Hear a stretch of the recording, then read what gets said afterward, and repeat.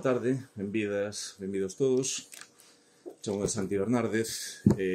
Bueno, dende hai moitos anos, pois, teño a sorte de ser amigo aquí do profesor Xosé Manuel Barbosa, que hoxe vai a presentarnos, pois, a súa última publicación. Bueno, cuido que me escoitades todas, non? Sen problema, non? Sí, pois teño a voz así un poquinho feble. Pois ben, Xosé Manuel Barbosa, teño aquí uns apuntes biográficos sobre él, non? Dicirvos que, bueno, que naceu en Ourense, é diplomado en profesorado do ensino xeral básico da Escola Universitaria da Formación do Profesorado da Universidade de Santiago de Compostela, na especialidade de Ciencias Humanas.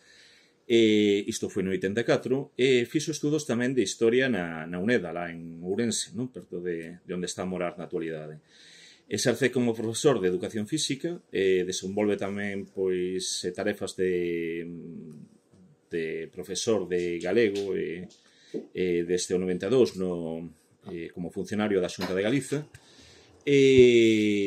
Bueno, pois traballou tamén como profesor de cursos de lingua e literatura galegas organizadas polas universidades galegas, principalmente pola Universidade de Vigo, e tamén, pois, pola Asociación Galega da Lingua, non? Da que fai parte, pois, no ano 84.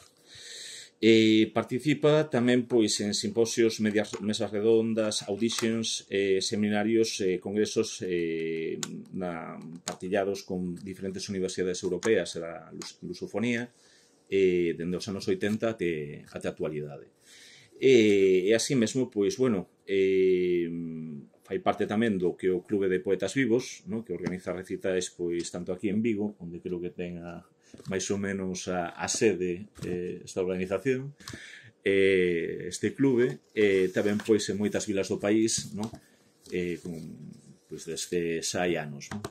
E, bueno, así mesmo, máis alén da chuleta, pois, dicirvos que bueno, fai parte, na actualidade, da Academia da Lingua Portuguesa, Academia Galega da Lingua Portuguesa, unha institución que xa hai uns anos que se impulsou entre o movimento reintegracionista aquí na Galiza, e así mesmo, pois, fixo parte do movimento internacional lusófono, de iniciativas en torno á historiografía do celtismo, como puido ser, pois, o instituto que había aí atrás, o Instituto Galego de Estudos Célticos, e na actualidade, pois, impulsa un movimento na zona de Ourense que deron en chamar Desperta do teu sono. Levades un blog con todo isto, organiza roteiros, pois, por diferentes pontos, pois, da antiga xeografía do país, tanto no que hoxe a Galiza autonómica como en cidades, vilas, lugares da antiga Galaequia, e tamén, pois, o que na actualidade, digamos, o simposio, non estricto sensu un simposio, senón o encontro de estudos célticos, digamos, máis lonxevo que hai na actualidade na Península Ibérica, que ven sendo, pois, o encontro das letras galego-portuguesas que se fai todos os anos en Pitóns das Xuñas, claro, as xornadas, perdón, das letras galego-portuguesas que facemos ali, e que, bueno, sobre todo, pois, refire a estudos célticos, aínda que tocamos temas relativos a literatura, lingua e etnografía en xeral, non estricto sensu, pois, nesa materia. Que dicer? Pois ben, Xosé Manuel levou adiante unha serie de obras nos últimos anos, unha serie de obras bibliográficas que tiveron notável éxito de público de edición. De feito, pois, foron reeditadas en diferentes ocasións, notablemente, pois, o que é a historia da insignia galega, o libro sobre a historia da bandeira da Galiza, e despois tamén o Atlas histórico da Galiza,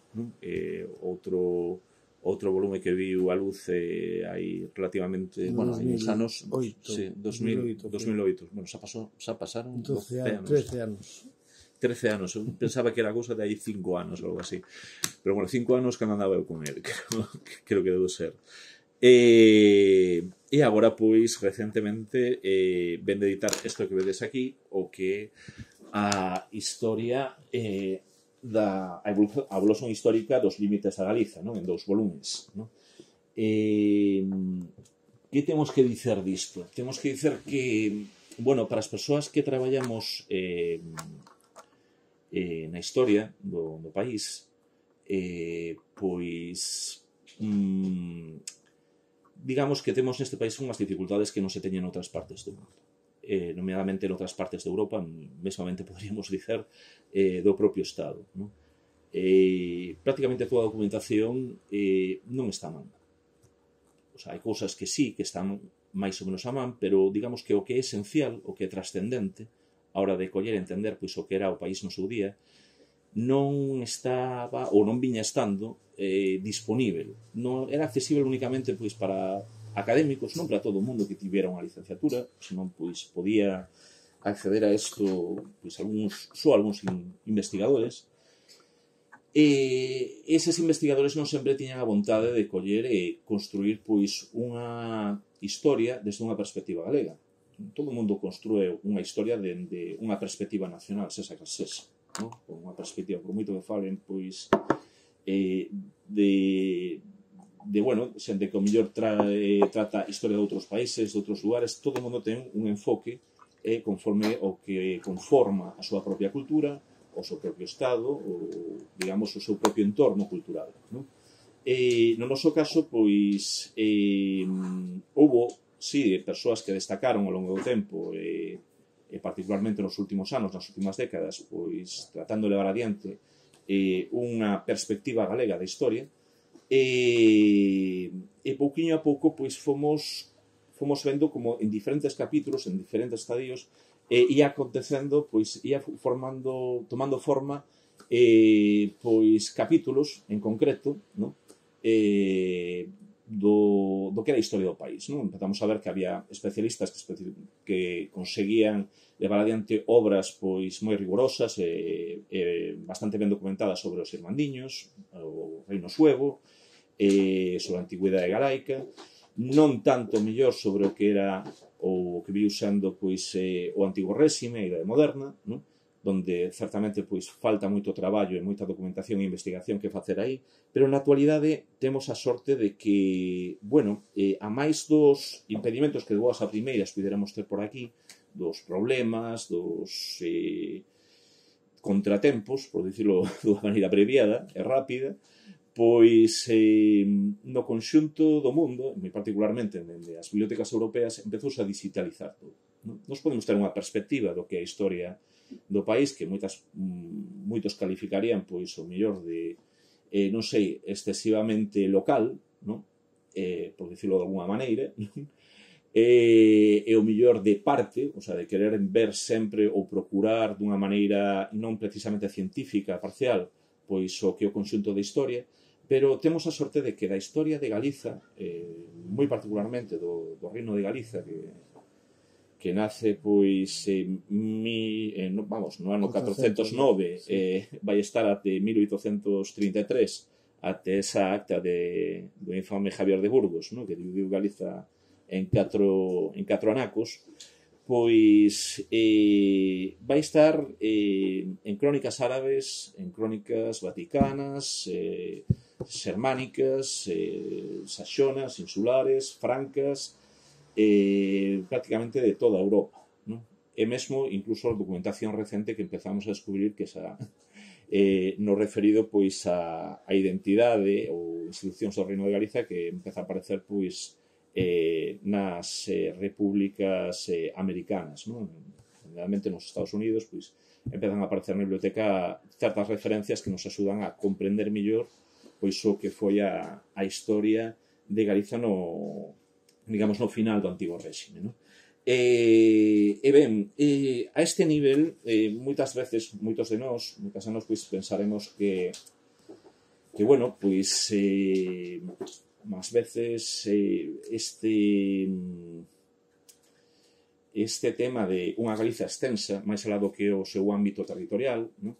É algo, pois, que un poquinho difícil de demostrar. Eu penso que, sobradamente na súa obra, nestes 2 volumes, pois, Xosé Manuel vai responder aí a moitísimas dúbidas. a práctica totalidade de dúbidas.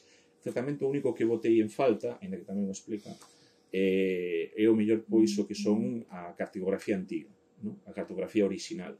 E certamente hoxe, pois, un que aquí vos fala, pois tivo acceso ao que é a cartografía, por exemplo, dos beatos ibéricos, non? Dos beatos particularmente que se deron no antigo Reino de Galicia no seu momento, pero fora do que a Galiza actual, o sea, en zonas como Zamora, León, Soria, e o que aparece aí é o nome do país. O nome do país en latín, Galaecia, non? O Galaecia ou términos máis ou menos parecidos, non? E despois outro tipo de mapas que están por toda Europa, os salterios medievais ou cualquier outro, ou mesmamente mapas do mundo árabe, van representar Galiza sempre dunha maneira ou doutra. Danlle un aquel especial, non? Sempre vamos a estar referenciados en todo momento, non? Entón, que pasa con nós? Nós, nalgún momento, falamos deso, de cando éramos antes pois unha Galiza extensa, grande, ou cando pasamos a ser o que somos hoxe, non? Unha Galiza máis pequena, pois, ben, houve un caso, o caso de Fernando de Ojea, que é un cartógrafo ao que o conde de Lemos, o famoso grande conde de Lemos, non? A finais do século XVI, comezos do XVII, encomendou un mapa, fixo unha descripción breve que aparece ali sobre o propio mapa, na que di o seguinte: Galicia é uno de los muchos reinos de España que posee nuestro rey Filipo. Era antiguamente mucho mayor que ahora, comprendía todas las tierras y provincias que hay dentro de los límites siguientes, de la mar del norte y montaña de junto a Vizcaya hasta las fuentes del río Duero, y desde ahí todo lo que corre hasta dar consigo a la mar, y caminando por las orillas de ella hasta volver al mismo punto de donde salimos. Hoy en día, con la mudanza del gobierno y de los tiempos que ha quedado con este nombre solo lo que aparece en esta tabla, de lo cual tiene vuestra excelencia, esto refiriéndose ao conde de Lemos, una gran parte, y así por ella como por la mucha afición que los príncipes de su casa han tenido siempre a las cosas de este reino, me pareció se le debía de justicia. La imagen y descripción suplica a vuestra excelencia la reciba con gracia y el amor que suele. Isto, nesta descripción, deixa máis ou menos clara o que era a concepción, ¿no? Ou a idea que máis ou menos as élites do país, ¿no? As élites intelectuais como estuvo en San Fernando de Ojea e o conde de Lemos tiñan a idea que tiñan pois do que era a historia do seu propio país, non? Sabían que Galiza tiña sido un reino moitísimo máis extenso na antigüidade e así o facían ver pois a hora de coller e refletilo nun mapa, non? Nun dos mapas pois máis famosos, non? Que foi o que preparou Fernando de Ojea en 1603. E, bueno, pois non vos quero aburrir moito máis con esta introducción, doulles a palabra aquí ao profesor Barbosa. Moitas grazas. Obrigado, Santi. Obrigado. Antes de máis agradecer xa a Santi primeiro por querer estar comigo aquí hoxe na presentación. Eu sei que ele ten cousas que facer, empregou un pouco de tempo, un pouco do seu tempo, pois no seu amigo Barbosa, o cual agradezo inmenso. En fin, é unha cousa que satisface moito. Segundo, agradecervos a vos, os que estáis aquí presentes, porque tal cual está o conto, con esta pandemia, con esta climatoloxía e con este fin de semana de 5 días que se presenta agora, eu sei que é difícil vir aquí. Eu sei que hai que facer por menos un esforzo, que ten moito interese por vir, o cual agradezo imenso. Depois tamén agradecer a todas aquelas persoas que fixeron posible este libro, non únicamente os que fixeron posible o libro do punto de vista físico, que tamén, senón aquelas outras persoas que me axudaron de alguma maneira a levar a cabo este traballo, que foi un traballo de moitos anos, non? Non nos quero nomear a todos, porque serían moitas persoas as que teño que nomear, ao mellor iríanos aquí 10 minutos ou 15 minutos de nomear a persoas.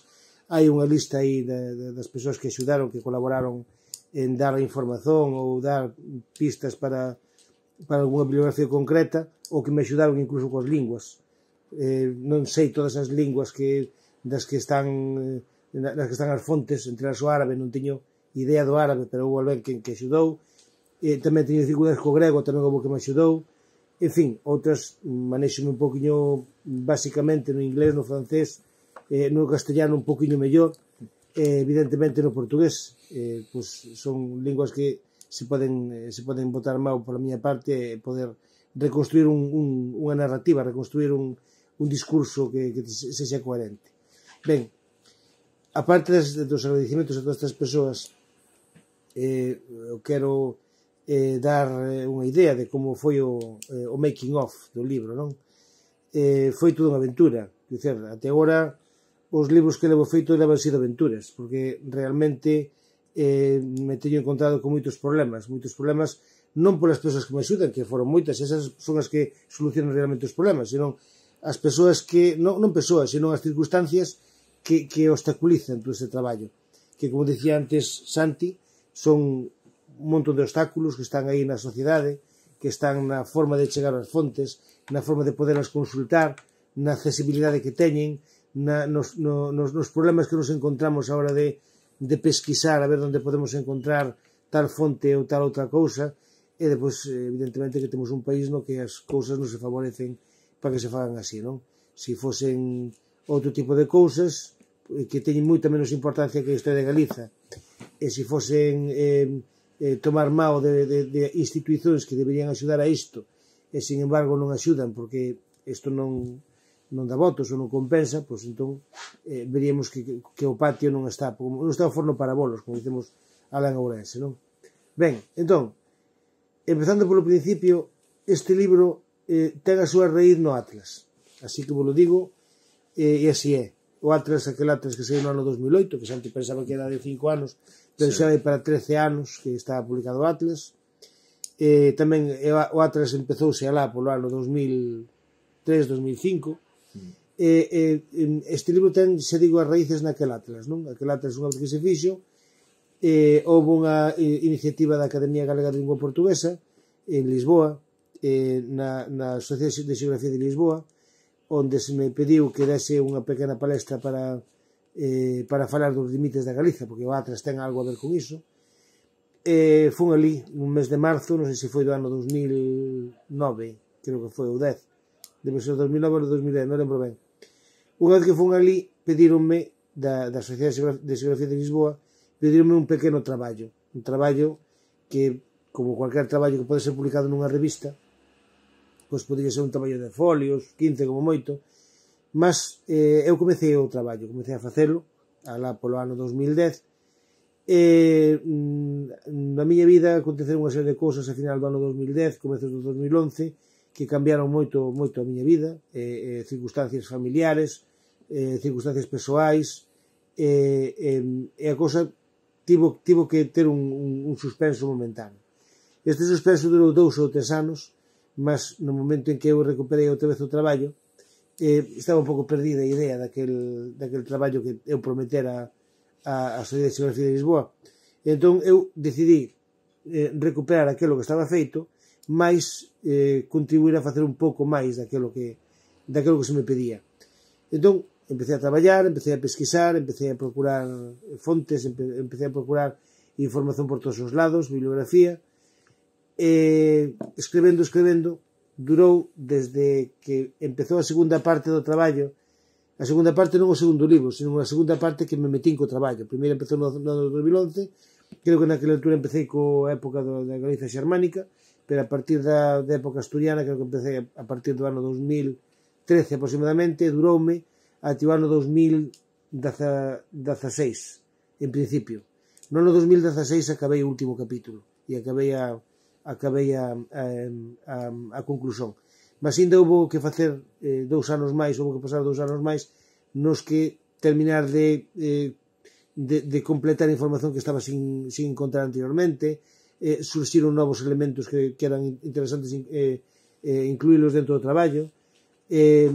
Deille o traballo unha vez feito a xente da Academia para que valorizase todo aquilo, explicándolle que aquel traballo era o traballo que me pediran no ano 2010 na Sociedade de Xeografía de Lisboa, e se a Academia tiña ben, pois publicar o libro ou axudar a publicar o libro de alguma maneira, porque penso que, do meu punto de vista, intentei dicerlles que aquilo merecía a pena, porque era unha visón que eu xa viña tendo desde había tempo de como evoluíron as fronteiras do país, non?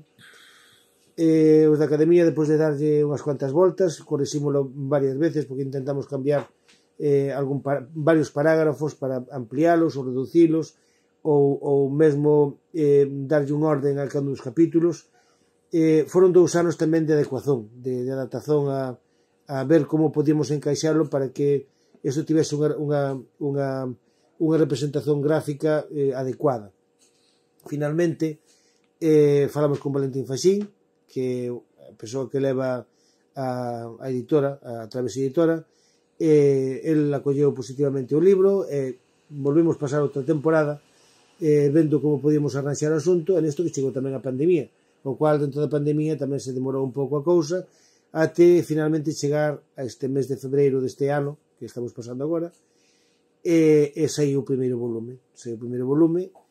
E no mes de agosto saiu o segundo, máis ou menos viu a luz en agosto ou setembro, e foi a partir de aí cando decidimos facer as presentacións.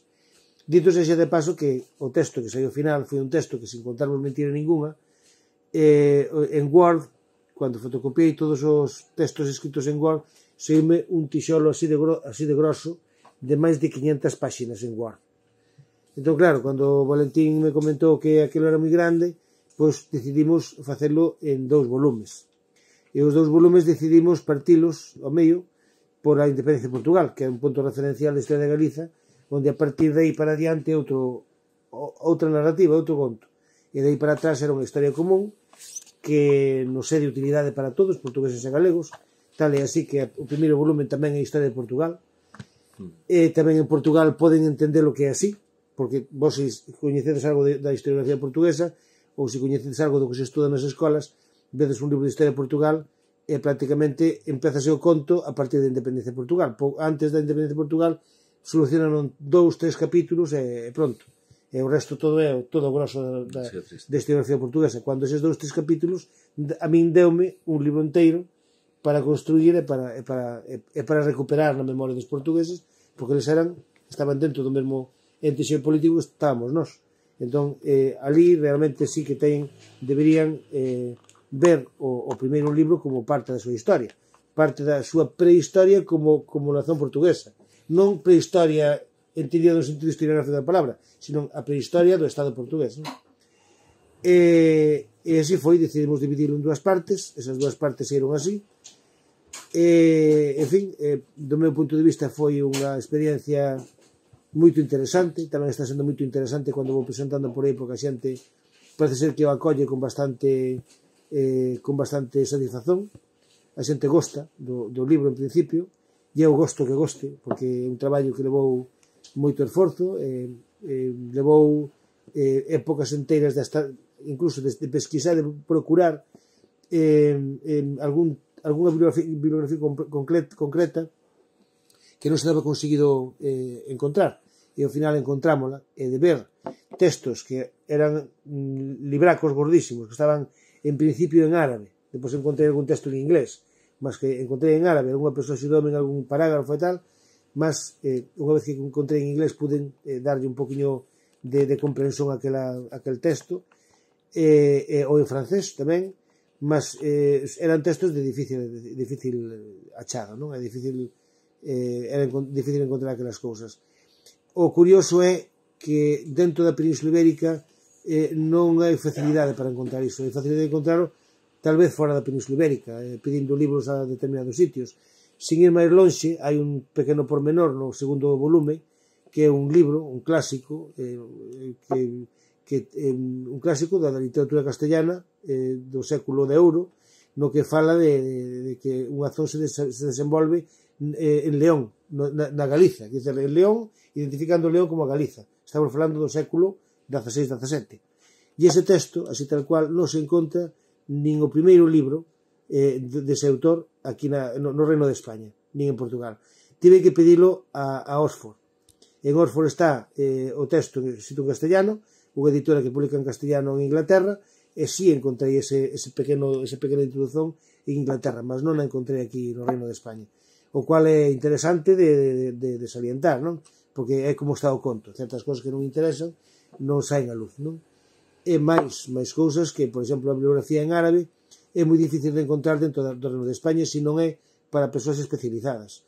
Entón, hai algún texto de Gallangos en castellano, non está moi publicitado, hai textos en francés e en inglés que son difíciles de conseguir, mas para recorrer as fontes en árabe vémonos absolutamente imposibilitados de encontrar facilmente este tipo de cousas. O cual di como está o patio, di que para reconstruir a historia da Galiza faz falta facer números, auténticos números, para poder reconstruir algo mínimo, porque isto que vedes aquí non é unha historia de Galiza completa, isto é un tema particular de como evoluía as fronteiras do noso país no transcurso da historia, pero para construir unha auténtica historia de Galiza que ainda non está construída e non está feita, farían falta recursos moito grandes que terían as universidades, mas as universidades non manifestan moita vontade en que eso se leve a cabo, sendo unha responsabilidade fundamental da Universidade Galega, por exemplo, reconstruir unha historia de Galiza en condicións, non pasada por unha peneira que está mediatizada por un poder que está en Madrid, non? É un paradigma que está construído a partir dunha historiografía española ou castellana, ou de ensino castellano, que naceu no século XIX cunha visión madrileño-centrista ou castellano-centrista. Entón, a nosa historia está por construir aínda, nós vamos facendo o que podemos, vamos construindo pequenos retallos desa obra, que non será para agora, porque haberá que ter xente xenerosa que o faga, as universidades non están moito polo labor, e a ver se co tempo, entre moitas persoas que podamos ter a vontade de reconstruir unha narrativa que nos é necesaria a nós como nazón, pois a ver se conseguimos construir unha cousa que sexa digna e que os galegos podan saber o que foron eles no pasado e o que poden ser no futuro. Bon, máis ou menos, isto era o que quería dicir máis ou menos. Eu gostaría, se vos queredes, xa que a miña experiencia tamén me di que os debates son moito máis fructíferos e moito máis enriquecedores que mellor que solte o speech, que tamén o solto, se non hai problema, tamén non hai problema de soltalo, mas eu gostaría de ouvirvos, que preguntásedes, e que dialogásemos, máis que preguntar, por moitas cousas que mellor podades encontrar no libro se o lestes, ou se non o lestes a mellor algunha dúbida que podades ter ou algunha pregunta que podades acrescentar. Se queredes, digo eu que coa axuda de Santi, se fai de moderador dando turnos, pois podemos preguntar e falar. Sí. A ver, aquí o compañeiro. Falabas ti, Santi, podes contestar quen queirades, falabas ti antes das fontes en Estados Unidos, non? Sí. Por que? Son noticias últimamente. A ver, por unha parte houve xente que, bueno, estou a preparar un traballo sobre a bandeira marítima galega, non? Un traballo máis extenso que dos que se fixeron até o momento, e boa parte das fontes en cartas navais, sobre todo do século XVIII, do XIX, aparecen en bibliotecas americanas, norteamericanas, dos Estados Unidos de América. Entón, a raíz dai, pois, houve varios compañeros que de vez en cando me axudan a hora de coller e pesquisar obra que está, pois, digitalizada en diferentes librarías, bibliotecas, non? E ben, pois, comezaron a dar con máis noticias referidas ao país desde outras temáticas, non precisamente a vexilolóxica, a da bandeira naval, porque tiña a sospeita de que, bueno, podía xurdir algo máis, xurdiu, pois, bueno, un par de cousiñas, un par de noticias interesantes e de feito, pois, unha carta que descoñecía, pero empezaron a ver que saltaban noticias de acontecementos pois que tiñan que ver pois sobre o que tiña acontecido na Galiza nas guerras napoleónicas e posteriormente as guerras napoleónicas, digamos, as guerras civis que se dan no Estado, nas proclamas liberais pois de comezos do século XIX. Entón, pois, é un tema que, xa os digo, embrionario de todo. O sea, ainda está por pesquisar, como boa parte dos temas que refiren ao antigo réxime no noso país. Ese asunto. Quería acrescentar unha cousa a Santi, Sí. que é útil. Cando fixera eu o libro das bandeiras, tive a oportunidade de ver unha bandeira naval na casa do Otero Pedrallo. Sí. Non sei se contei alguna vez. Sí. A Susana Rodríguez, que é Eu ainda non a vin, pero xa me falaron. a que leva a visita da casa do Otero Pedrallo, contónos que o Otero Pedrallo tiña ali guardada unha bandeira que naval, porque era branca, e co pón no meio e cos estrelas, e era a bandeira que levaba os barcos. Cruces, perdón. Sí. Cruces. Era a bandeira que tiña o Otero Pedrallo na súa casa. A cuestión desa bandeira aparece coas cruces amarelas, por lo que teño entendido. Sí, aparece coas cruces amarelas. Claro, aí hai un tema, nun dos gravados que aparece nunha biblioteca americana sobre as bandeiras navais de diferentes países, aparece a bandeira galega, aparte de outro cuido que é francés, tamén aparece pois coas cruces en amarelo, non en vermello. Vexilolóxicamente, na actualidade en Europa, ninguén pode usar esas dúas cores, o branco e o amarelo ao mesmo tempo. Únicamente eso privativo do Vaticano.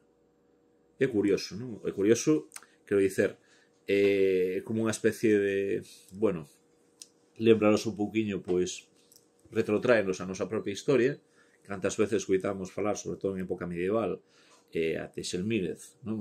Os bispos anteriores, pois a pugna constante entre Compostela e o Vaticano, non? A hora de proclamarse o bispo de Iria como bispo tamén da Apostólica Sé, non? A parte da sede iriense, non? Pois eso mosqueaballe moito a Roma, porque a única Apostólica Sé supostamente era de San Pedro de Roma, non podía ser de outro apóstolo, pero bueno, certamente era así, non?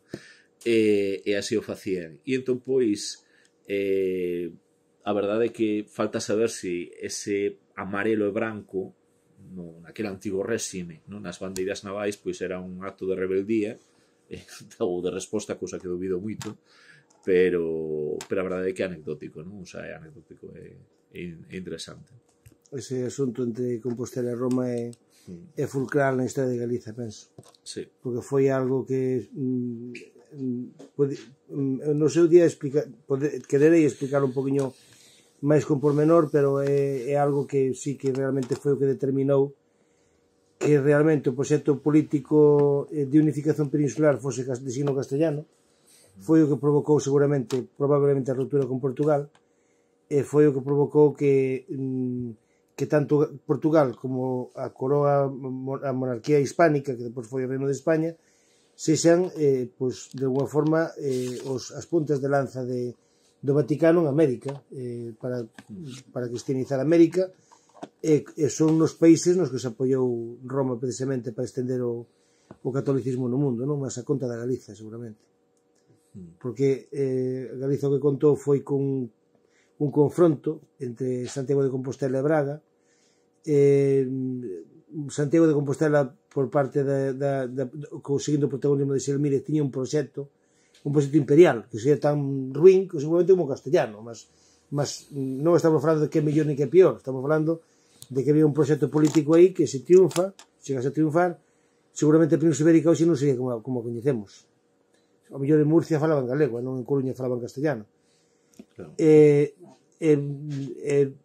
Portugal separouse precisamente por ese confronto pola chefía da Galiza entre Braga, que era a histórica sé episcopal dos galaicos, e Santiago, que era a novicia que acaba de entrar dentro da luta pola hegemonía do país, e Roma aproveitou evidentemente esas disensións para dividir. E esa división, pois, ao final acabou con que o que hoxe chamamos Galiza, que inmediatamente despois da independencia de Portugal ainda era un territorio máis amplo, pois se vise cada vez reducida e a hegemonía pasase a Toledo, a Castela, e Castela fose a que construíse o que hoxe entendemos por Reino de España, non? Quen sabe se hoxe a mellor nós non seríamos o proxecto, nós poríamos o proxecto nacional que a día de hoxe entendemos que poñemos castellanos. Xa digo que o imperialismo vier donde vier é nefasto, mas non estou posicionándome a favor de un imperialismo en contra de outro, estou dicendo que as cousas serían diferentes, o mapa sería diferente seguramente, e a narración sería outra. eso non o trato con moita profundidade no primeiro tomo, no segundo tomo, pero algo deso falo. Moi pormenorizadamente, pero sería bo mellor en algún momento estender un poquinho máis ese tema, que é un tema interesante. Se tedes máis preguntas por aí. Sí. Mira, cada vez que leo sobre Nova York, o sea, hay alguien que vaya a Nova York y dice, bueno, me acuerdo de un señor que estaba chovendo y dice, bueno, me refugio aquí. Y se atopa ali un mapa de Galiza, que debería estar aquí, pero no, está lá. Outro vai e atopa o mosaico romano de Palixón. Outro atopa libros. Digo, bueno, si queremos saber algo de Galiza, polo que deso temos que ir ao Vaticano ou senón a Nova York, porque en Nova York, pero de cousas así. Podo te dicer unha cousa para completar a tua idea, verás.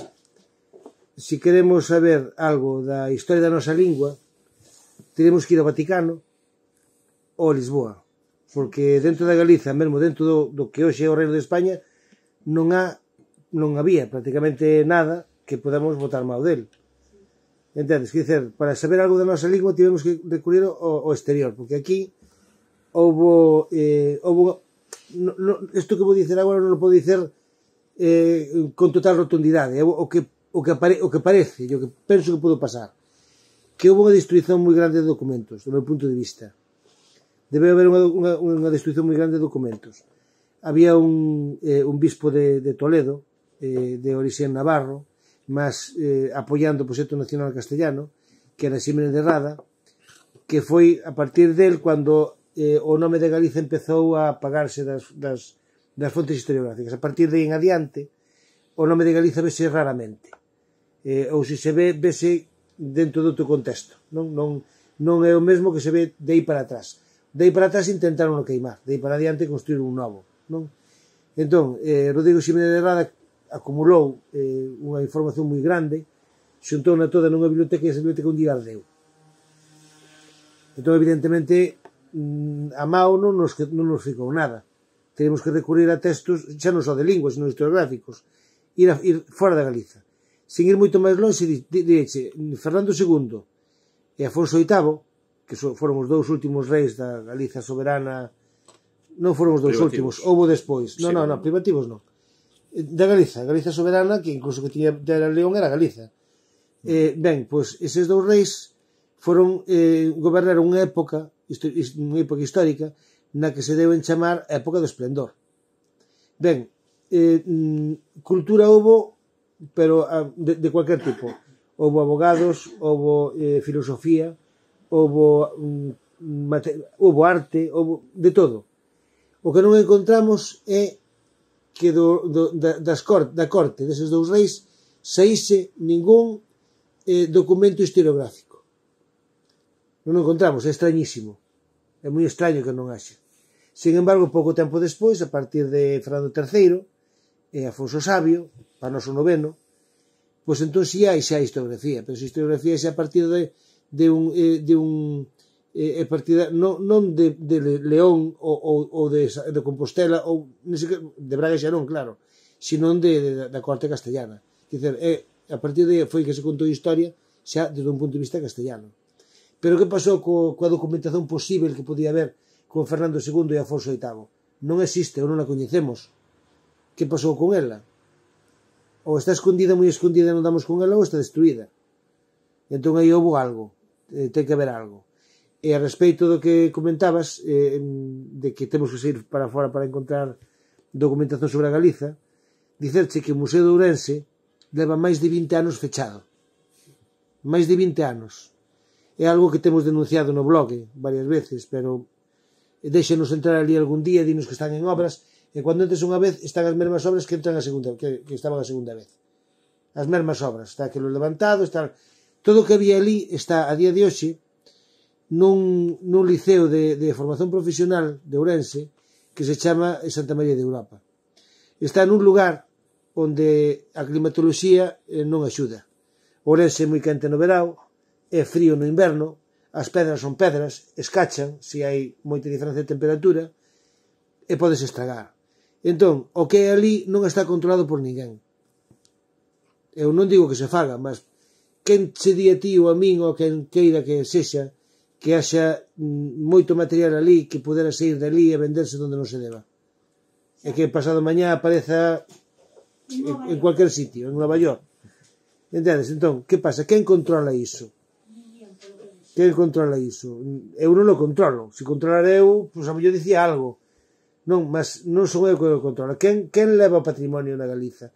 Quen é o que decide pasar unha estrada polo medio dun castro e reventalo?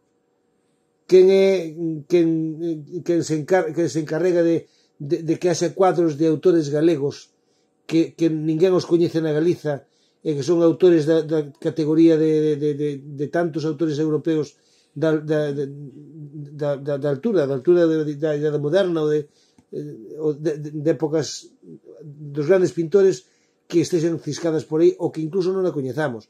E non estou falando de pintores estes últimos que coñecemos do século XX, que houve algúns, Laxeiro e tal. Non falo deses. Bueno, Laxeiro era... quero dicer, pintores do século XVII, XVIII, XIX. Hai no Parlamento portugués un mural feito por un pintor galego que foi a Portugal para gañar a vida, porque aquí era un grandísimo pintor, pero aquí ninguén o recoñecía. Chegou a Lisboa, recoñeceron e hoxe é recoñecido como un gran pintor portugués. Mas é así, emigramos até os artistas emigran. Mas quen controla todo iso? Quen ten a responsabilidade de que o patrimonio perdure? Como non se vai contar mal a nosa historia se as fontes xa non digo escritas, que tamén, senón as fontes materiais, as fontes epigráficas, as fontes de cualquier tipo, están ciscadas por aí ou están perdidas. En Atenas hai unha pedra que fala dos galaicos. Quen ten conta diso? E quen temos nós connosco que sostén desa memoria histórica? Vamos a Inglaterra e pobre de ti como lle tocas a unha pedra, como a moves de sitio. A respecto diso, teño unha anedota que non sei se me contaxe tú ou que me contou. Non me acordo agora. Corríxeme se me equivoco. Sí. Teño entendido que no norte de Inglaterra, na rexión de Northumberland, hai unha urna nun museo que ten bosta petrificada do cabalo do Longchamps, do que loitou contra Braveheart. Dixéronme tú? Non me dixeras tú? Pois alguén mo dixo que estivo en Inglaterra e teñen, non sei exactamente en que sitio, non o podo localizar, pero xa me informarei. Unha urna onde teñen bosta do cabalo do Edward Longchamps, que era o que loitou contra Braveheart. E guardan bosta petrificada, guardan bosta dun cabalo. E iso é historia. Quer dizer, eles teñen, con perdón, merda e consérvana. E nós temos ouro e tratámoslo como se fora o contrario. Bueno, pero seguro que hai alguén que aprende negocio. Claro. Cando se queimou o Pazo de Meirás, que estaba en poder da familia Franco, oficialmente se queimou. E se queimaron os libros, pero despois eses libros os atopas na colección de non sei quen ou de non sei canto, porque o que querían era cartos. O sea, entón aquí... Non se perde nada. Aquí hai negocio. A ver, eu te vou dicir unha cousa, isto non é por criticar, pero os xudeus, cando teñen cartos, o primeiro que fan é invertir en mercar obras boas de outras culturas. E non vexas ti o que teñen. O sea, ti entras nunha das salas deles e te enseñan o mellor unha obra, pero que na privada teñen 400. O sea, ti vas ali e alucinas. Hai moita xente que inverte en arte. Non, pero non só cadros, esculturas, libros, o sea, o que queiras. E o teñen. E estamos falando de xudeos moi ricos. Claro, moi ricos. Pero que hai tantos que son moi ricos, están en Nova York, están en Londres, están en Israel. Entón eu o teño claro. Eu, cando queira aprender algo, o pouco que podo aprender aquí, vou a fora, é cuestión de visitar a colección de algún deles que aprenderei a tira. É que temos que recurrir a ir fora do país para saber a historia do país. Sí, é triste, pero é así. A fío desto, non? O sea, con toda... Vimo que agora mesmo a mente, non? Cando falabas antes de un escritor da idade de ouro española, non? Do século de ouro español, das letras castellanas, que veña a falar pois de León como cidade galega, non? O sea, León como cidade galega na propia Catedral de León, pois hai documentación medieval que fala pois unha cidade sede rexia do Reino de Galiza, o sea, sen ir máis longe. Pero logo xa no resto de Europa pois acontece algo similar, o sea, hai unha obra que, bueno, digamos que se dou a coñecer ao grande público nos últimos tempos, unha obra que se aparece no final da época medieval, que é a de o romance de Pontus e Sidonia, que conta con diferentes versións por toda Europa, en que apareceu como unha obra pois bretoa, tivo diferentes versións e copias, sobre todo no mundo xermánico, no mundo alemán, pois foise adaptando, redactando ao longo dos séculos, e aparece pois esta obra trata sobre as aventuras de un príncipe da Galiza que pola invasión árabe pois vese obrigado a emigrar ou a exiliarse fora en Bretaña, namora da filla do rei de Bretaña e ten unha serie de aventuras pois sobre todo nos reinos das illas británicas, non? E nun determinado momento, pois, cando fala pois eso da morte do seu tío e todo isto, refírese nesa obra, nas diferentes versións, sempre a Xixón, o porto de Xixón, en Asturias, pois como un porto da Galiza. Sempre foi así. O sea, non hai unha... Isto, digamos que é unha constante documental. O sea, parece... non só desde a perspectiva que puidéramos ter nós ou a leitura que lle quixéramos darnos na actualidade, senón mesmamente, pois, como comentaba antes, nos beatos, nas obras, digamos, máis antigas, altomedievais, nas que temos representados, pois, mapas e así mesmo, pois, crónicas daquele momento, están nos refletindo así. Crónicas, pois, carolinxias naquele momento, e de outras partes de Europa pois que falan pois do Reino de Galiza cando tiña as súas cortes pois no que hoxe é Asturias e donde a xente dali pois se chamarían asturianos, igual que os da Limia se chamarían limians, os de Lemos chamaríanse Lemavi ou algo parecido, non? Ainda pois herdando os antigos etnónimos que había repartidos pois por todo o noroeste peninsular. Agora ben, o conxunto da xeografía, o conxunto do reino, pois era o reino galego. E os árabes pois chamabanlle igualmente reino da Galiza pois ao reino cristián do noroeste peninsular, ou as marcas, aos reinos ou pequenos señoríos deben chamar a marca hispánica, pois chamabanlle franqui, non? Oxe por ese, pois, a ver, neste caso, hai un... Ben a tona, desculpa que me prolongue un poquinho con este tema, pero parece moi interesante. O tema, por exemplo, dunha serie que, non sei se viu algunha de vos nestas plataformas digitais que hai agora, creo que en Amazon Prime, sobre o Cid, non? O Cid houve unha película moi famosa, penso que dos anos 50, 60, no? Do século XX, con Charlton Heston, Sofía Loren, no? Na que falase pois do que eran os monarcas peninsulares naquele momento e os señoríos, os reinos peninsulares, a viva voz pois falase do señor de Castela, do señor de León e de las Asturias. Pero o rei de Galiza, entre aqueles tres irmáns, fillos de Dona Sancha, don Fernando, non aparece por ningures. O sea, García está missing. Bueno, sabemos despois que foi un famoso historiador español, Don Claudio. Sí, Méndez Pidal. Non sei, Claudio Sánchez de Albornoz. No, Claudio Sánchez de Albornoz non, foi Méndez Pidal. Estaba dudando se era Méndez Pidal ou Menéndez Pelayo, pero non, foi Méndez Pidal quen fixo de asesor para esta xente e e logo, pois claro, Galiza non aparece por ningures. Agora temos unha adaptación nova na que os galegos tampouco, pois, digamos que quedemos moi ben, tamén dunha perspectiva castelá, pero onde sí aparece o Reino de Galiza. Ou contradición, non? O sea, que pasaba antes? Agora, antes estaba, agora está, como son as cousas? Pero chamou moitísima atención, entre outras cousas, a que aos galegos, os árabes, ou falar en árabe, os galaicos, digamos, ou a xente dos diferentes reinos do noroeste, danlle chamar franqui, en vez de chamarlle galaicos, no? O que yaliki, ou outro nome similar, non sei a pronuncia en árabe, no? Que se lle daba aos galegos os galaicos naquel momento, no?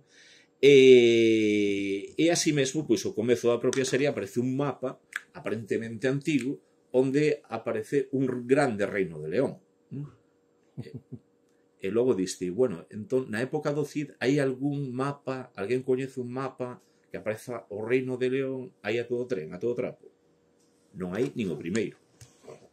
Non hai nin o primeiro. Eso sí, hai moitos mapas que si aparece o reino de Galaequia co nome que tiña o noso país en latín. Así de simple, tanto locais, o sea, tanto da Península Ibérica, tanto peninsulares, como europeos e mesmamente árabes. E dicías... Sí, encontrei o que vos quería ensinar antes. No capítulo 10 do segundo libro, segundo volume, no punto 10, no capítulo 10.3, no que falo do espazo territorial do século XVII, hai unha pequena información, unha pequena recolleita de un libro de Lope de Vega, era Lope de Vega. O título do libro era El mejor alcalde del rey, que vos soa por literatura castellana clásica, e di así, o sea, a introdución do libro, as primeiras palabras son as seguintes: la escena es en León, en un pueblo de Galicia y en sus cercanías. Acto primero, campo en las orillas del Sil. Escena primera, Sancho, es Sancho quien habla. Nobles campos de Galicia que a la sombra de estas montañas, bla, bla, bla, bla, bla. La escena es en León, en un pueblo de Galicia.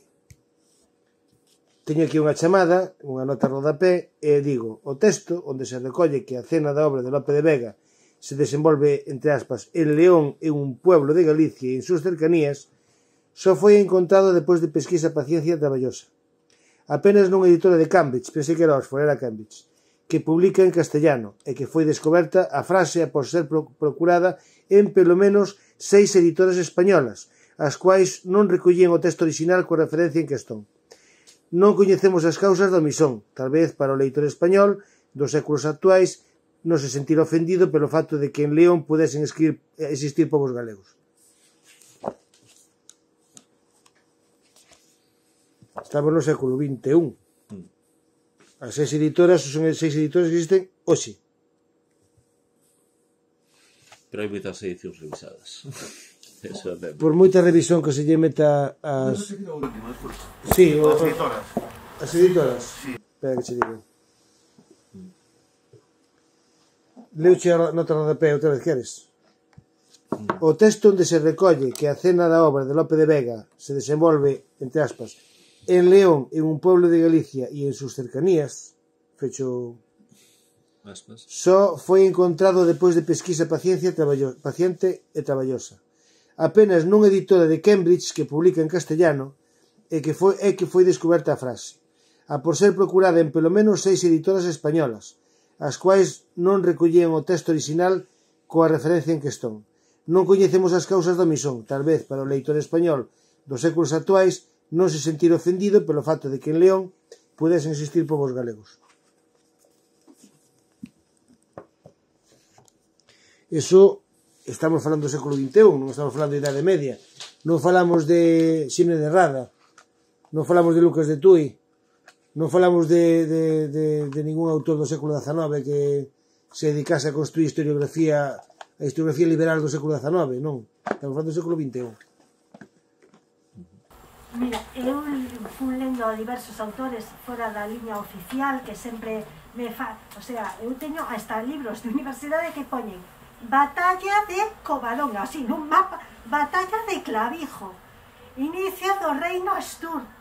E eu digo, pero vamos a ver, si foi verdade a batalla de Clavijo, como é agora que hai outras fontes que dicen que esa batalla nunca existiu? porque unha batalla deixa probas. Hai xente que escribe... Sí, o da batalla de Clavijo foi un invento de Ximénez de Rada. Se cho digo agora. No, sí.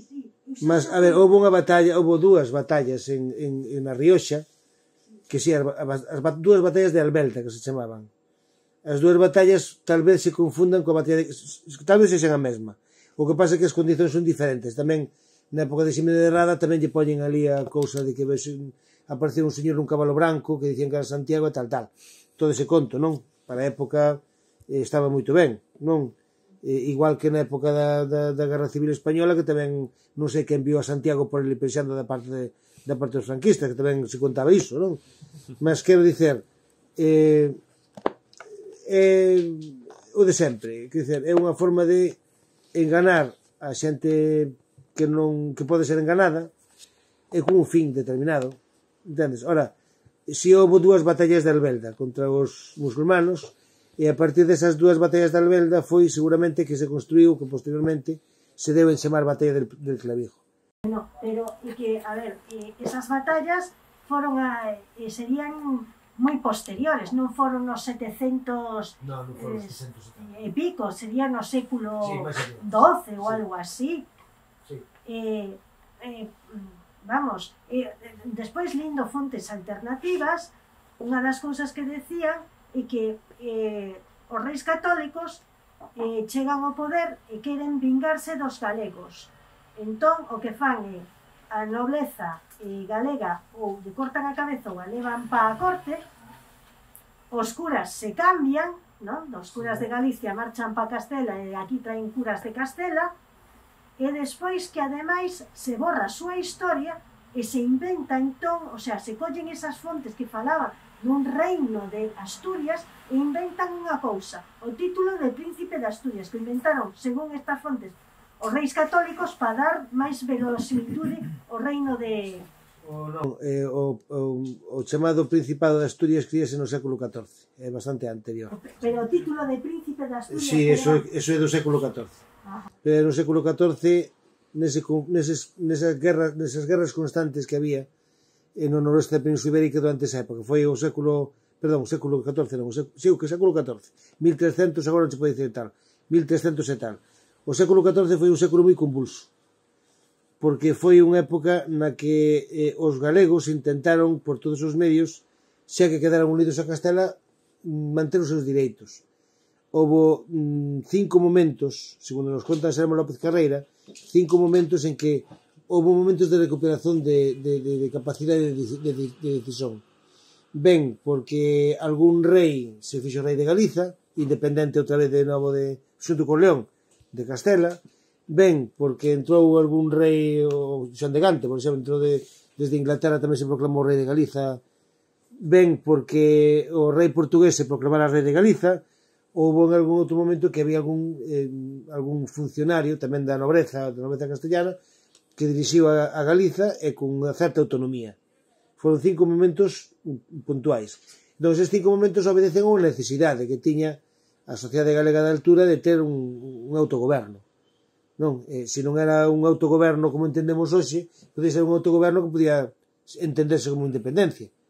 Non? Entón, foron entre 1230, que foi a unión entre Galiza e Castela, até o século XV, aproximadamente, a principios do século XV, xa cando os portugueses xa deciden a principios do século XV de deixar a Galiza como algo imposible de recuperar, pois durante ese máis de casi 2 séculos, non chegan aos 2 séculos, casi 2 séculos, pois foi unha constante pelexa por manter unha situación política que permitise que a Galiza se autogobernase. A Galiza xa entendida como que entendemos hoxe. Xa non era Galiza con Castela, nin con Portugal, nin con León. Xa era o que entendemos hoxe por Galiza. Eu chamolle Galiza compostelana, porque era Compostela máis ou menos a cidade que máis representativa, non? Mas houve tentativas de todo tipo. Incluso houve un rei castellano que sí que era pro-galego, porque estaba casado cunha portuguesa, e había unha vontade de política atlantista. Entón Galiza ia a chave. Entón, esa política atlantista na que a Galiza se apoiou en Inglaterra ou en Portugal foi o que contrariou a Castela.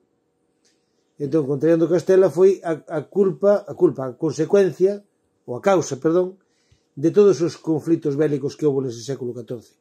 E entón, foi nese século XIV, cando, nun afán, tal vez, de tirarlle protagonismo a Galiza, se crea o título de Príncipe de Asturias, similar ao Príncipe de Gales que hai en Inglaterra.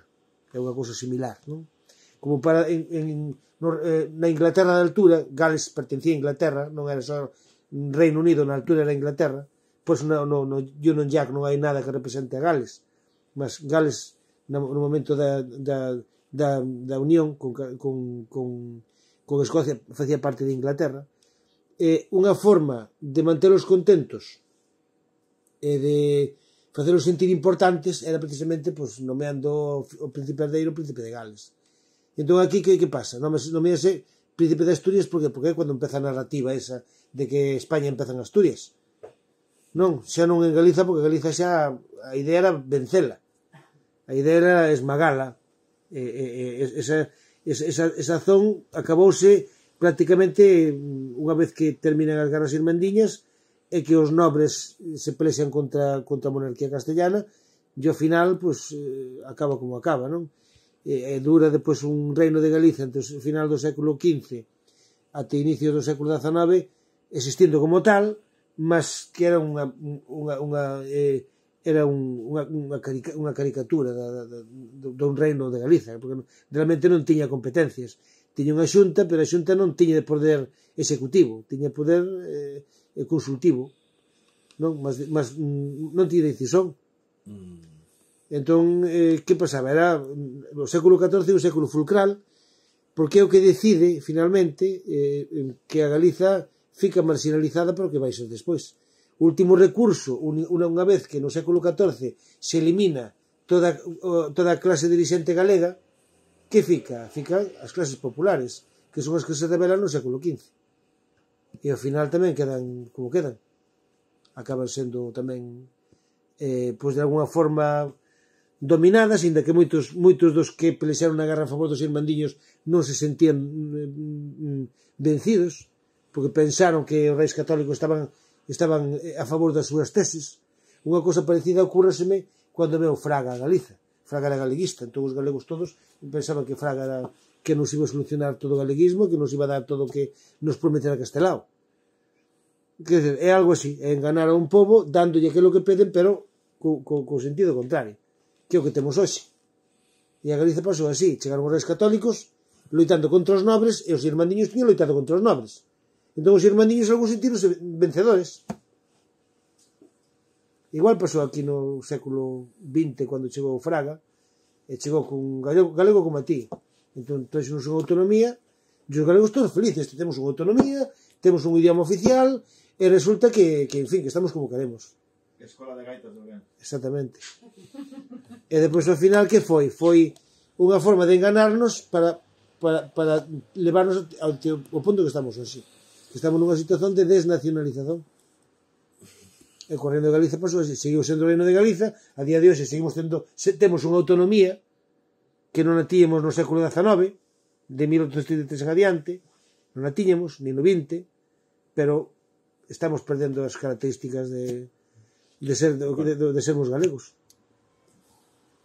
Pero sí, autonomía temos, Bueno, eu ia facer un comentario. Bueno, se queres comentar algo... Sí. Bueno, me queda unha dúbida. Fai uns anos saliu un publicado sobre Juan Carlos, un rei golpe a golpe. E ali descubrí nese libro que ademais de rei de España, rei de Jerusalén, rei de... Bueno, outro... Sí, creo que iso. Digo, bueno, estes títulos de rei... Pero son títulos, non valen para nada. Pero os conseguiron na Edade Media nas cruzadas. Sí, tamén é rei de Galiza.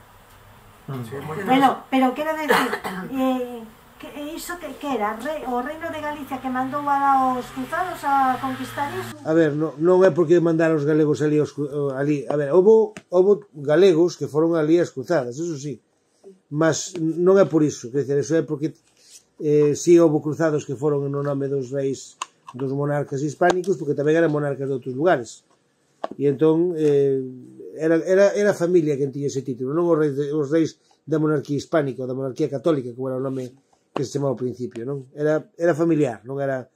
Ora, o que dices tú de que mandaran cruzados a Xerusalén, si é certo. Daí é algún traballo que ten feito tamén ten feito algo de traballo Santi no asento das bandeiras, creo que Sí.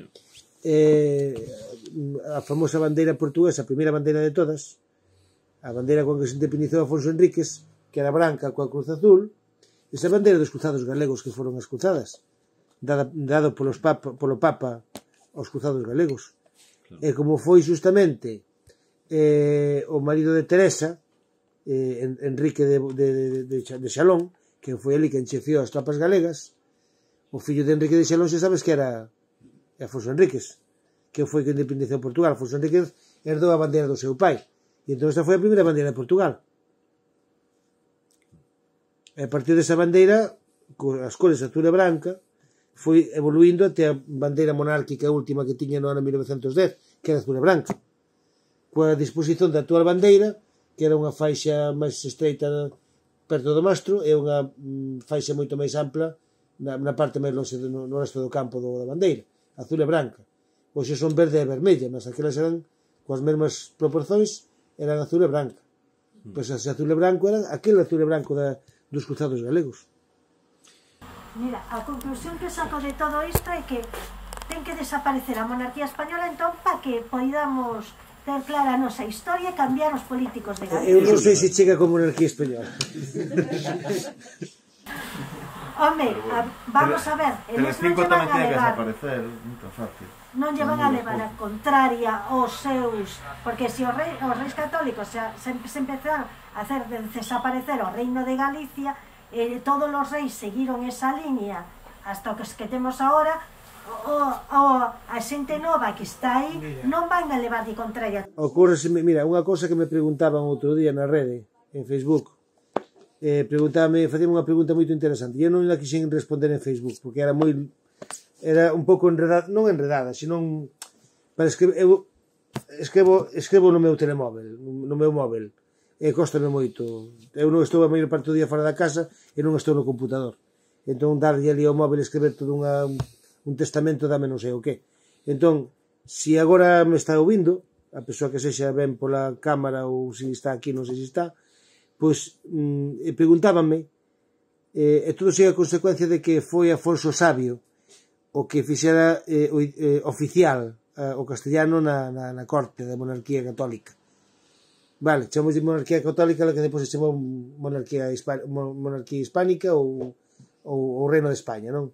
Ben, pois Afonso Sabio, que para nós é noveno, se a súa lingua era o galego, se a súa familia falaba galego, que teñemos memoria de Afonso VI para atrás, deberon falar. Afonso VI tiña como lingua materna o galego. E iso vese cando morreu o seu fillo, na batalla de Uclés, cando se queixa, ai, meu condes, me lo deixastes, onde está meu fillo, onde está? Bueno, pois esa queixa está en galego. Se ele fala en galego, e cando se queixa, unha persoa queixase na súa lingua. Non? Se eu vou a falar a Bruselas no Parlamento, eu poderia falar cualquier idioma, alemán, inglés, francés, pero se me queixo na miña lingua. Non? O mesmo se vou a Madrid, eu se me tropezo no medio da rúa, solto unha cousa que me sai pola boca en galego, non solto en castellano. Non? Ben, pois entón, ele escreveu en galego os poemas da Virxe, a Virxe María. Ben, Afonso Sabio. Afonso VI queixouse en galego. Se Afonso VI se queixaba en galego, é que a súa lingua materna había que entender que os seus pais falaban galego, polo menos Sancha. O seu pai ao mellor non, pero ao mellor o seu pai acabou falando galego. Ese famoso Fernando I de Castilla, falando en galego.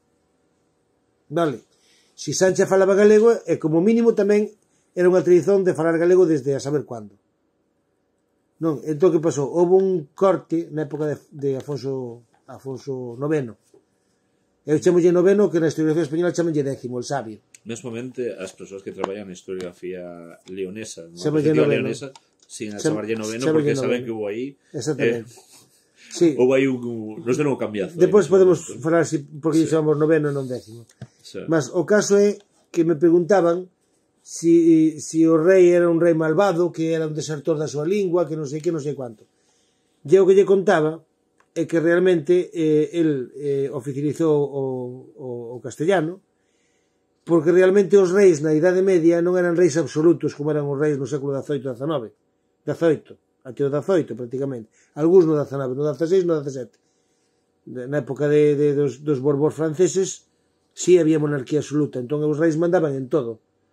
Teñan poder sobre todo, eran reis auténticamente absolutos. Pero Afonso IX, o sabio, non era un rei absoluto. Os reis na Idade Media eran primos interpares, que dizer, eran os representantes dun grupo nobiliar. Eles eran os que representaban as familias nobres, a nobreza. Eran reis porque eran fillos de reis, sí, pero estaban dentro das familias nobres que se podían cruzar entre elas. O conde de non sei que podía ter un fillo que podía ser rei porque se casaba con non sei que.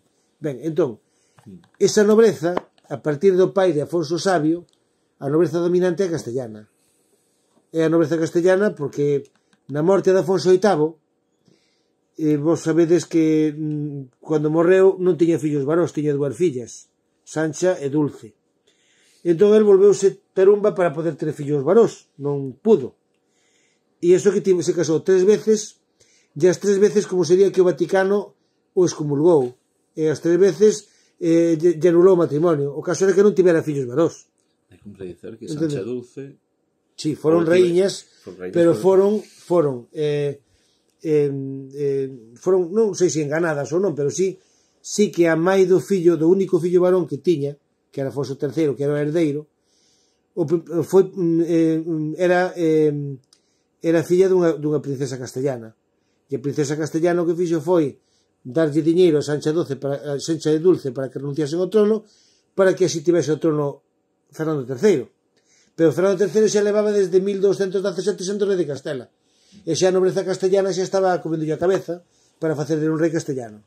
E cando se uniron Galiza León con Castela Toledo, ese rei que era o lexítimo herdeiro do trono leonés, pero foi antes rei castellano, pois evidentemente aplicou un proxecto nacional castellano en esa unificación. E sendo o territorio unificado de Galiza León con Castela Toledo, pois evidentemente non ia ser o que pretendía Afonso VIII, que era recuperar a amplitude daquela Galiza, ou Galiza León, ou como lle queiramos chamar, con Castela incluída, sino que foi ao revés. Foi unha Castela máis ancha con Galiza León incluída, e sendo a nobreza dirixente a nobreza castellana. Entón xa Fernando III, porque Fernando III era o representante da nobreza castellana, xa meteu o castellano na corte. E Afonso o Sabio o que fixo foi xa facelo como lingua da súa coroa. Iso non significa que non se seguise falando galego aquí, pero era a lingua da corte. Se tú si queres falar coa corte, tienes que falar en castellano, non é como antes. E entón a partir de aí os reis empezaron a falar castellano.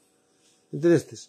Ora, esa xogada política da mãe de Fernando III, que é unha historia que é para contar, que é unha habilidade enorme por parte desa muller, para que logo digan que as mulleres non fixeron nunca política. Si fixeron política moi hábilmente, e con todas as consecuencias para os seus países. E a pena é que en épocas determinadas as mulleres non pudesen ter o mesmo poder que tiñan os homens, porque algunhas delas serían auténticas reiñas con unha inteligencia preclara. E non hai que ir máis longe que Urraca, a nosa Urraca, a mãe de Afonso VII. Urraca foi a primeira reiña europea que tivo poder real. Pero a historiografía castelá fala fatal dela. Fala fatal dela. Quer dizer, incluso tivo moitas rebelións contra dela, mesmo unha rebelión que levou a cabo na Praza do Obradoiro, onde Xermídes se vestiuse de indixente, escapou por entre a multitude como se fora un pobre home que escapaba por ali. Pero ela colleron e violárona. A Urraca violárona no medio da Praza do Obradoiro. E a muller tivo que se conter, porque tiña un xenio enorme, depois quería cepillarse a quen a violou, e a todas as persoas que... Pero tivo sentido de Estado, e a tipa pensou coa cabeza fría. Dice, non, mellor non facemos isto, vamos a intentar levar as cosas. Ao final conseguiu o que quería, pero sin levarse polo xenio que tiña como muller agredida. Quer dizer, é moi significativo que teña habido mulleres, en este caso muller galega, ainda que non nacera na Galicia actual, se era unha muller con proxecto político galego. Entendemos que se o seu pai falaba galego, ela tamén, pois que tivera unha mente lúcida como a que tivo ela. e foi capaz de ceder poder no seu fillo para non romper o reino, a coroa. E o seu fillo foi emperador dun imperio que chegou desde o Océano Atlántico até o río Garona, que non se conta. Entendestes? Quer dizer, cousas que non se contan que están aí. Se o pasado se vai tener o presente, como crees que vai evoluir a desnacionalización da Galiza no presente e a curto prazo, 5 ou 10 anos? Pois non che sei. Teríamos que ter a bola de cristal a ver como pode evoluir, porque, a ver, en todo isto temos que dicer... Miras de cousas Sí. máis febles Sí. ou puntos fortes que temos. Temos que dicer unha cousa. Eu creo nunha cousa. Os povos teñen algo que os mantén individuais. Quer dizer, hai algo que existe nos povos que lle dá individualidade. Hai algo. Hai algo que fai que os povos se sintan o que son eles. Podeche por algúns exemplos. A ver, se che poño o exemplo de Andalucía, o mellor podes dizer, se Andalucía é España, sí. Pero hai algo que teñen os andaluces que non son castellanos. Entón, e hai algo aí que en cualquier momento salta. Ainda que falen castellano. Non? Entón, da mesma forma, en principio non teño totalmente claro que nós vayamos acabar totalmente desnacionalizados. Non o teño claro. O mellor é demasiado optimismo pola miña parte. Pero o que sí teño claro é que moitos temos consciencia. E esa consciencia tarde ou cedo vai acabar coallando nas persoas de agora ou de despois. A xente non é descerebrada sempre. Non é sempre descerebrada. Levamos séculos e séculos estando aí mallados e temos consciencia de galeguidade. E estamos recuperando con estas cousas, estamos recuperando consciencia. Se nós vamos recuperando consciencia, é moito máis fácil recuperarnos a nós mesmos. Penso que desde Madrid se empregan moitos esforzos en que nós acabemos desaparecendo como nación. Máis esforzos que con Cataluña e con País Vasco, aínda que parece o contrario. Nós estamos de volta, quer dizer, moitos dirán, non, é que en Cataluña e País Vasco fan e desfan. Isto xa pasou por nós. No século XIX xa vivimos. Nós xa vivimos no XIX, temos unha revolución. 1846. Exactamente. E o Antolín Faraldo escapou ao estranxeiro, Claro. como Puigdemont. Quer dizer, a comparación é aparentemente absurda, non? Sí, aparentemente. É aparentemente absurda, pero os primeiros en ser atacados fomos nós, non somos os últimos, fomos nós os primeiros. Aí cumpre dicer unha cousiña, o sea, eu estou a falar moito últimamente, sobre todo con, bueno, estudantes e algún licenciado sobre historia contemporánea, o final do antigo réxime, todo isto, cada vez pois o concordato, digamos, é maior, non? Digamos que concordamos máis na idea de que se adoita dicer que o galeguismo comeza pois co provincialismo nese momento, e é moi difícil entender, o sea, eso non nace aí como de ciencia infusa, é moi difícil entender como se dá esa situación en 1486 sin entender o que pasa na outra metade do século, na metade do século anterior, particularmente no momento da invasión francesa e no momento no que Galiza se atopa accidentalmente pois exercendo un papel de soberanía territorial. O sea, de facto atuábamos sendo independentes, Sí, formalmente. de facto. Formalmente, pois aínda pois como reino vasalo do Borbón, no? Que estaba baixo control de Napoleón, pero así mesmo pois operando pois cunha política exterior propia, Unha facenda propia, con unha che de cousas pois que se non nos imaginamos, ni nos imaginamos, igual que moita xente nos imagina, dá por feito que o de 1476 foi unha proclama liberal sen máis, cando certamente pois hai todo unha serie de normas de emerxencia que va basicamente por fan que a Xunta Superior do Reino de Galiza pois se proclame prácticamente soberana en todos os sentidos, en todo tipo de políticas, en todo tipo de legislacións, o se por ose, pois, bueno, é algo que a moita xente lle custa entender, non? O sea, ainda non dá asumido. Pero o que quería dicir nun primeiro momento, esa situación que se dá nese momento ten así mesmo que ver co que vai acontecer xusto antes, no século XVIII, co autogoberno galego. E aquí vou contradicer un poquinho o que dixo o compañeiro Barbosa, non? Dende que os reis católicos máis ou menos quedamos sin elites e tal. Eu non o diría tanto así. Ose por ose... Non dixen dos reis católicos. Sí.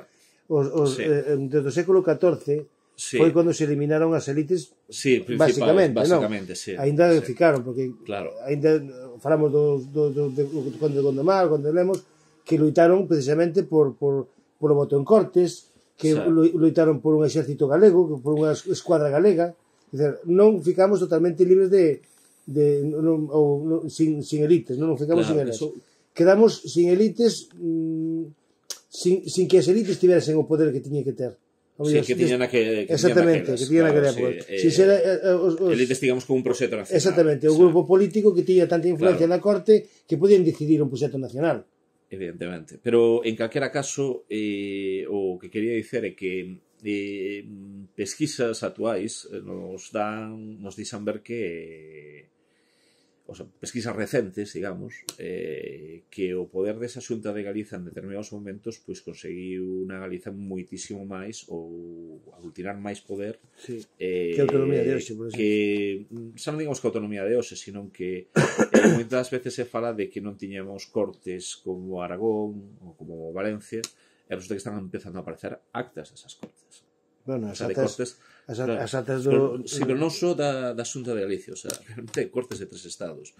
A ver, isto é un pouco primicia, ainda está, digamos, baixo investigación, ¿no? O sea, hai xente que está a investigar sobre todo este tema, e hai algo que ainda non se, digamos, non se publicou ou non se apresentou como tese, que a certo punto pois algúns investigadores máis ou menos insinuaron nos últimos tempos, pero que de momento pois non sabemos moito máis. Agora, custa creer que o que acontece volvo ao comezo do tema, en meados do século XIX, co Antolín Faraldo e o que se entende na historiografía galega como estreno, o nacemento do galeguismo moderno, pois é difícil entendelo sen o que acontece nas décadas anteriores, e moi particularmente durante a ocupación francesa. O sea, por que as élites galegas, as élites do reino naquel momento, non son quen de coller e asinar ningunha co seu nome os documentos, as actas das xuntas do Reino de Galiza? Algo que comprobamos como foi a exposición recente esta que había Galiza un relato no mundo, non? Pois estaban ali as documentacións e mesmamente correspondencia da coroa británica reclamando, por exemplo, o tema dun préstamo que se tiña feito ao Reino de Galiza para armar as milicias, non? De resposta aos franceses, dirixidas, pois non sabían a quen porque non había ninguén asinando os documentos do goberno, non? O sea, que medo había xa por entón pois as represalias que de feito chegarían despois, non? Con Fernando VII, non? Non é unha situación que comece nese momento, o sea, xa ven da memoria de toda esta xente do que acontecía anteriormente cando Galiza trataba de levantar a cabeza. E iso que Galiza naquele momento formalmente fixose cargo incluso da administración colonial da coroa española, o sea, designou o que eran os virreis que tiñan que atender as colonias do ultramar, bueno, parte do terreno. Había un virrei en Argentina que no virreirato da Plata que nomeou a Xunta de Galiza. Claro. Queria dicer tamén que, entroncando un poquinho co que dicía Santi, a final do século XVIII, antes xusto de que entrasen os franceses polos Pirineos, estaba habendo un proceso de pedido. Isto segundo nos contaba algunha vez Francisco Carballo. Lembrade de Francisco Carballo? Ben, Francisco Carballo contábanos un día que xusto antes da chegada dos franceses estaba habendo un proceso de pedido da Xunta de Galiza, da Xunta Xeral do Reino de Galiza, unha situación legal na Galiza similar a que tiñan os distintos territorios da Coroa de Aragón antes do decreto Nova Planta. Querían para Galiza unha situación foral, igual a dos territorios da Coroa catalano-aragonesa. Entón, no transcurso destes anos, desde século XV ata a chegada dos franceses foi un constante, como diría eu, unha constante tomada de consciencia por parte dos dirigentes galegos de moitas cousas. O que pasa é que, chegada a guerra dos franceses, os políticos galegos non reaxiron ben, porque fixeron entrega do poder que tiñan, de todo o poder que tiñan, e realmente non souberon actuar porque tiñan moito poder nas súas mãos. Non souberon xestionalo, non souberon xerilo para o seu beneficio. Porque se naquel momento, imaginemos, se na época que entraron os franceses a Xunta de Galiza chegase a proclamar realmente a independencia coa axuda dos ingleses, a día de hoxe España non nos tiña consigo. E tiñamos a axuda dos ingleses, que era un aliado tradicional. E cumpre lembrar que en finais do século XIX, no famoso censo, non sei agora o nome, que se publica daquelas dos reinos peninsulares, pois Galiza é o reino máis poboado de toda a península. O de Florida Blanca, dices. O de Florida Blanca, sí, o de Florida Blanca, é únicamente superado por Andalucía, e por moi pouco, pero Galiza tiña máis habitantes que as dúas Castelas e Madrid xuntas, e prácticamente o duplo de habitantes que viña tendo por aquel entón o Principado de Cataluña, o sea, o que hoxe é Cataluña. Entón, en 200 anos a cousa, esas proporcións, non digo número de poboadores, de persoas que habitaban todos estes países, o sea, as tornas pois mudaron completamente. Era o sea, 14% da población española, o 14% da población española. 14% daquelas, eu sei que andamos en torno ao 6%. Menos, incluso 5. 5,5. Bueno, eu queria che facer unha... Aquí acabando xa, porque... Esas son horas.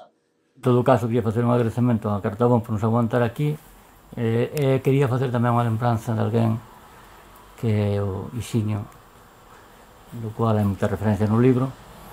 E, bueno, gustaríame facer unha lembranza, pois isto vai estar grabado, entón gustaríame facer unha lembranza a él. Era eso, nada máis. A lembranza eu quero acrescentarla, que é non únicamente Ixino Martins, que foi importantísimo, por lo menos na elaboración da primeira parte do libro, porque foi al que recurrí en algúns pequenos parágrafos, sino tamén a Pepe Paz, que tamén nos falta desde o mes de, creo que foi o mes de abril,